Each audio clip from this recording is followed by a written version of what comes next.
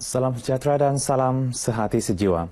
Publiciti mengenai hidupan liar yang unik di Sabah adalah baik untuk kepentingan pelancong tetapi boleh menarik pemburu haram atau pihak tidak bertanggungjawab yang bertujuan mengaut keuntungan. Menteri Pelancongan Kebudayaan dan Alam Sekitar Datuk Seri Panglima Masidi Manjun berkata, terdapat keperluan untuk tidak menyebarkan perkara-perkara tertentu berkaitan hidupan berkenaan daripada pengetahuan umum demi pemuliharaan. Personally, I think there are things that I think we need to keep to ourselves and not to tell the rest of the world that we have something that is special in Sabah, at least for the purpose of conservation. Yeah? So we are going to be quite careful of how we tell the rest of the world of what we have in Sabah in the future, especially we deal with a very sensitive information that may actually invite poachers. Datuk Masidi ditemui media selepas sambutan Hari Natal dan Tahun Baharu di Dewan Pusat Kebudayaan Penampang. Beliau merujuk kepada 2 ekor gajah pigmi Borneo yang mati ditembak pemburu haram di kawasan Sungai Segama, Lahad Datu baru-baru ini. Gajah berkenaan menjadi mangsa pemburu haram kerana gadingnya. Mengulas perkembangan terkini insiden itu, Datuk Masidi berkata siasatan sedang dijalankan diketuai Setiausaha Tetap Kementerian Datuk Rosmadi Datuk Sulai bersama-sama pihak polis serta pihak berkuasa lain. Beliau juga mahu pegawai penguatkuasa atau Ranger Jabatan Hidupan Liar menjalankan tugas dengan penuh tanggungjawab kerana mereka merupakan mata dan telinga kerajaan yang diberi kepercayaan untuk melindungi aset berharga negeri ini. Susulan kejadian kebakaran asrama desa Sekolah Kebangsaan SK Pekan Tongod Isnin lepas, 2 jawatankuasa khas penyelaras bantuan kebakaran ditubuhkan bagi membantu 61 murid dan penduduk yang rumah mereka terlibat dalam kejadian berkenaan. Jawatan kuasa tersebut diselaras Pejabat Pendidikan Daerah PPD Tongod Telupit bagi menyelaras bantuan kepada murid terlibat dan Jabatan Kebajikan Masyarakat akan menyelaras bantuan kepada penduduk yang rumah mereka terjejas berhampiran asrama yang terbakar. Anggota Dewan Undangan Negeri Kuamut, Datuk Masyung Banah berkata, untuk jangka pendek Pejabat Dewan Undangan Negeri Dun Kuamut akan membekalkan bantuan berupa 100 buah tilam, bantal, selimut dan juga sarung bantal untuk murid berkenaan. Kepada pihak kerajaan agar dapat membantu kita, apa juga sur-sur yang bakal kita akan kemukakan, khususnya untuk menyediakan kemudahan yang kita telah fikir, yang kita telah teliti untuk keselesaan pelajar-pelajar sini supaya dapat dipertimbangkan sewajarnya. Datuk Masyung menyatakan demikian kepada media selepas melakukan lawatan ke lokasi kejadian di SK Pekan Tongod. Sementara itu, bangunan bekas asrama Sekolah Menengah Kebangsaan SMK Tongod akan digunakan sementara bagi menempatkan 61 murid terlibat. Timbalan Pengarah Pendidikan Sabah, Datuk Dr. Muhammad Kasim Muhammad Ibrahim yang turut serta dalam lawatan ini berkata, asrama itu tidak digunakan pelajar SMK Tongod dan terletak bersebelahan SK Pekan Tongod. Langkah itu membolehkan 32 murid lelaki dan 29 murid perempuan yang tinggal di asrama dapat meneruskan sesi persekolahan. Sementara itu, tindakan jangka panjang adalah membabitkan pembinaan semula asrama SK Pekan Tongod yang didiami murid yang tinggal jauh di pedalaman daerah Tongod. Kejadian gempa bumi kuat 7.3 pada skala Richter yang berlaku di Laut Sulawesi 466 km timur Laut Semporna Sabah pada pukul 2.13 petang semalam menyebabkan gegaran dirasai penduduk di sekitar Kota Kinabalu, Semporna, Lahad Datu, Sendakan, Tawau dan Beluran. Pusat Gerakan Operasi PGO Jabatan Bomba dan Penyelamat Malaysia JBPM Sabah turut menerima kira-kira 100 panggilan kecemasan daripada orang ramai mengenai gegaran tersebut. Hasil laporan anggota JBPM melakukan pemeriksaan di beberapa bangunan, antaranya bangunan KWSP, Wisma BSN, Pejabat Pos dan bangunan Bank Negara di Kota Kinabalu. Ketika ditemui RTM di Kota Kinabalu, penguasa kanan Bomba 2 Ibnu Sahat Haji Punggak memberitahu anggota bomba di seluruh negeri bersiap sedia melakukan pemantauan dan kawalan 24 jam sebagai langkah berjaga-jaga sekiranya terdapat amaran tsunami khususnya di kawasan pantai timur Sabah.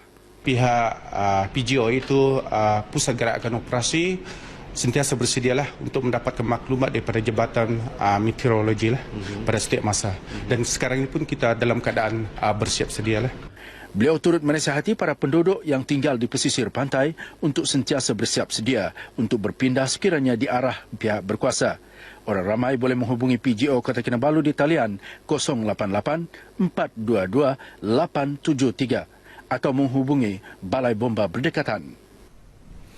Jabatan Bomba dan Penyelamat Malaysia JBPM Negeri Sabah merekodkan sejumlah 4,645 kes kebakaran sepanjang tahun lalu. Menurut penolong pengarah bahagian operasi JBPM Negeri Sabah Khairul Azwan Ibrahim, daripada jumlah itu daerah Kota Kinabalu mencatat kes kebakaran tertinggi iaitu 464 kes, diikuti Penampang 428 kes, Papar 424 kes, Tuaran 387 kes, Keningau 360 kes, Sandakan 323 kes dan daerah Tawau 269 kes. Kebakaran melibatkan belukar dan lalang mencatatkan kes tertinggi iaitu 1,670 kes, diikuti kebakaran hutan 1,364 kes, bangunan 439 kes, lain-lain 409 kes, kebun dan ladang 335 kes, kenderaan 135 kes, sampah 128 kes, alat perkakas 46 kes, gas 45 kes, gerai 12 kes, mesin 6 kes dan kebakaran melibatkan kapal laut sebanyak 2 kes. Beliau menyatakan demikian dalam temu bual eksklusif bersama pemberita RTM di Kota Kinabalu.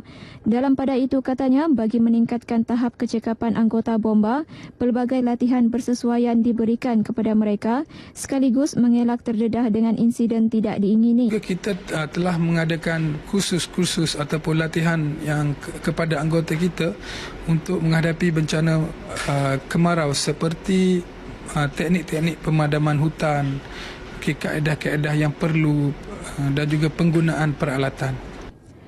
Selain itu, turut diadakan kempen kesedaran mengenai bahaya kebakaran dan pencegahannya dengan memberi tumpuan kepada golongan muda terutama pelajar sekolah dan pemilik-pemilik premis yang terdedah dengan risiko kebakaran. Sebanyak 128 projek tanggungjawab sosial korporat CSR dilaksana Perbadanan Pinjaman Sabah SCC di negeri ini yang melibatkan kos lebih 23 juta ringgit. Menurut Ketua Pegawai Eksekutif FCC Datuk Winston Pong, projek kemasyarakatan tersebut bagi membantu golongan kurang bernasib baik seperti ibu tunggal dan balu. One of the key things in Sabah we need is to also protect our women.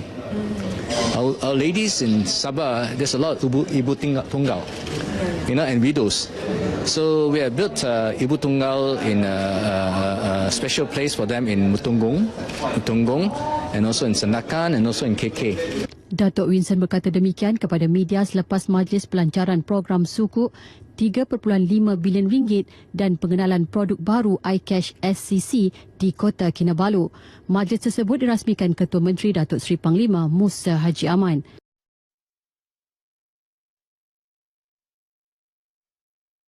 Asrama Desa Sekolah Kebangsaan SK Sebayan, Kudat, Asrama Desa Sekolah Menengah Kebangsaan SMK Tambunan, Asrama Desa SK Pulau Sumandil sempurna. Penerima lain Sekolah Syantau Kota Kinabalu untuk membiayai 2 bilik darjah dan Sekolah St. Francis Xavier Keningau. Dewan Bandaraya Kota Kinabalu DBKK mengumpul 3.4 juta ringgit hasil kutipan kompaun sepanjang 2016. Jumlah kutipan kompaun berkenaan menurun berbanding tahun sebelumnya iaitu sebanyak 4.1 juta ringgit. Mayor Bandaraya Kota Kinabalu Datuk Yobon Hai berkata, penurunan itu disebabkan tindakan penguatkuasaan pada tahun lepas yang lebih memfokuskan kepada tindakan pendakwaan di mahkamah.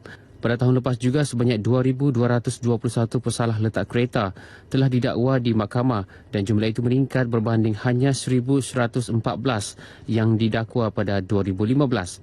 Beliau berucap sempena perhimpunan bersama-sama Mayor dan Majlis Pemakaian Ketandaan Pangkat Jabatan Penguatkuasaan DBKK di Kota Kinabalu.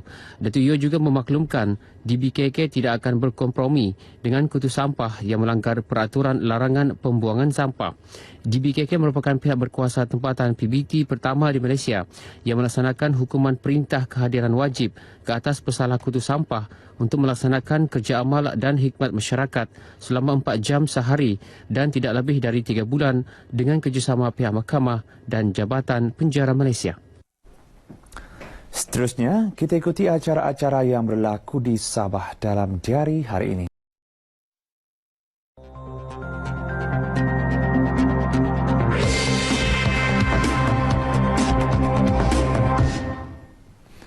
Pada pukul 10.30 pagi ini akan diadakan majlis penyampaian bantuan peruntukan khas bagi sekolah-sekolah zon Membakut tahun 2017 bertempat di Perpustakaan Cawangan Membakut.